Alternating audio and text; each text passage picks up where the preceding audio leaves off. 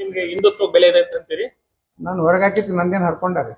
ಅಲ್ಲಲ್ಲ ನಾನ್ ಕೇಳೋದು ನೀವ್ ಹೇಳೋದು ಬಿಜೆಪಿ ಅವ್ರು ಹೊರಗಾಕ್ರಿ ಅಂತಂದ್ರೆ ಈ ಯಡಿಯೂರಪ್ಪ ಹೊರಗಾಕಿ ಅನ್ಕೊಂಡಾನ.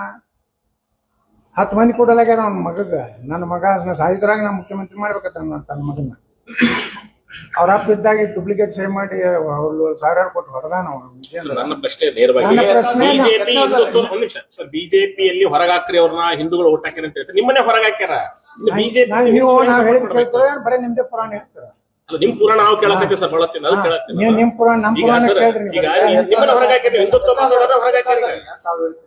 ಹಿಂದುತ್ವ ಹೊರಗೆ ಹಾಕಿದ್ರ ಬಿಜೆಪಿ ಈ ಭವಿಷ್ಯನಲ್ಲಿ ಕರ್ನಾಟಕದಾಗ ಹಾಕಿದ್ದಕ್ಕೆ ಜನ ಕೊಡ್ಲಕ್ಕ ಸರ್. ಈಗ ತಾವು ಓದಲ್ಲೆಲ್ಲ ಹಾಕಿದಕ್ಕೆ 15-20 ಸಾವಿರ ಜನ ತಾರು ಕುಡಿಸಿಲ್ಲ, 500 ರೂಪಾಯಿ ಕೊಟ್ಟಿಲ್ಲ, ಡಾಬಾದಾಗ ಊಟ ಮಾಡಿಸಿಲ್ಲ, ಕೋಳಿ ಡಬಲ್ ಸ್ಟ್ಯಾಂಡರ್ಡ್ ಬಿಜೆಪಿ ಒಳಗೆ ಡಬಲ್ ಸ್ಟ್ಯಾಂಡರ್ಡ್. ಆ ಯಡಿಯೂರಪ್ಪ ಅಂದ್ರೆ ಲಿಂಗಾಯತ. ಯಡಿಯೂರಪ್ಪ ಬಿಟ್ರೆ ಏನೂ ಆಗುದಿಲ್ಲ.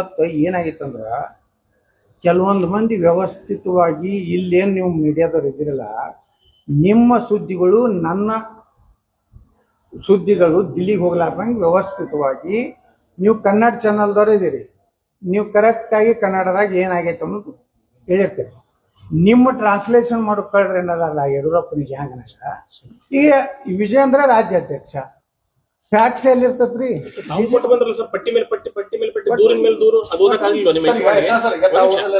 ಒಂದು ದೊಡ್ಡ ಚಾನಲ್ TV9ದಲ್ಲಿ ಇವತ್ತು ಒಂದು ಪ್ರಚಾರ ಆಗಿದೆ. ಅದಕ್ಕೆ ನಾ ಹೇಳ್ತಾ ಇದ್ದೀನಿ, 2050ಕ್ಕೆ ಇಸ್ಲಾಂ ರಾಷ್ಟ್ರ ಆಗುವಂಥ ಪರಿಸ್ಥಿತಿ ಭಾರತಕ್ಕೆ ಬಂದದ ಅಂದ್ರೆ ನಾವು ಹಿಂದೂ ಅನ್ಕೋಲಿಕ್ಕೆ ನಾಚಿಕೆ ಪಡ್ತಿದ್ರೆ ನೀವು BJPಯಲ್ಲಿ ಮುಂದುವರಿಬೇಡ್ರಿ. ಹೋಗಿ ಅದೇ ಅವ್ರ ಸ್ವಾಮಿಗಳ ಬೆನ್ನ ಹತ್ರಿ ಅಥವಾ ಶಾಮನೂರ್ ಮನ್ಯಾಗ ಯಡಿಯೂರಪ್ಪನ ಮನ್ಯಾಗ ಕೂತ್ ಬಿಡ್ರಿ. ನೀವೆಲ್ಲ ಲಿಂಗಾಯತರು ವೀರಶೈವರು. ನೀವು ಇಲೆಕ್ಷನ್ ಬಂದಾಗ ಹಿಂದೂಗಳ ರಕ್ಷಣೆ ಮಾಡ್ತೀನಂತೀರಿ, ಮುಖ್ಯಮಂತ್ರಿಗಳಾದ ಮ್ಯಾಗ ಎಲ್ಲರೂ ನಾ ತೊಗೊಂಡು ಹೋಗ್ತೀನಂತೀರಿ. ಮತ್ತು ಹಿಂದೂಗಳು ನಿಮ್ಗೆ ಯಡಿಯೂರಪ್ಪಗೆ ಯಾಕೆ ಹಾಕ್ಬೇಕು? ಯಡಿಯೂರಪ್ಪ ಕುಟುಂಬ ಭ್ರಷ್ಟ ಕುಟುಂಬ ಅಂತೇಳಿ ಈಗಾಗಲೇ ಇದ್ದಾಗಿನೂ ಅವನ ರಾಜ್ಯಾಧ್ಯಕ್ಷ ಮಾಡಿರಿ. ನಿನ್ನೆ ಹೇಳ್ತಾನೆ ವಿಜೇಂದ್ರ, ನಾವು ಸ್ವಾಮಿಗಳಿಗೆ ಬಿಟ್ಟಿರ್ತೀವಿ. ಸ್ವಾಮಿಗಳಿಗೆ ಬಿಟ್ಟುವುದಲ್ಲ, ನಮ್ಮ ಪಕ್ಷದ ಮೂಲ ಸಿದ್ಧಾಂತ ಏನು? ಹಿಂದುತ್ವ ಇರಂಗಿದ್ರೆ BJPಗೆ ಇರ್ರಿ. ಇವತ್ತು ಯಡಿಯೂರಪ್ಪ ಆಗಲಿ, ಜಗದೀಶ್ ಶೆಟ್ಟರ್ ಆಗಲಿ, ಬೊಮ್ಮಾಯಿ ಆಗಲಿ, ಇಲ್ಲ ನಾವು ಹಿಂದೂ ಅಲ್ಲ, ನಾವು ವೀರಶೈವರು, ಅದು ಪ್ರತ್ಯೇಕ ಧರ್ಮ ಅಂದ್ರೆ ನೀವೇ ಹೋಗ್ರಿ. ಕಾಂಗ್ರೆಸ್ ಇದ್ದಾಗ ಹೆಂಗಾದರೂ ನಿಮ್ಮ ಬಗ್ಗೆ ಬಡಿಲಾಕತ್ತಾರ, ಹೋಗ್ರಿ ಅಲ್ಲಿ. ಇವತ್ತು ಕರ್ನಾಟಕದಲ್ಲಿ ಇವ್ರು ಯಾರು ಮಾತು ಕೇಳೋ ಪರಿಸ್ಥಿತಿಗಳು ಜನ ಇಲ್ಲ.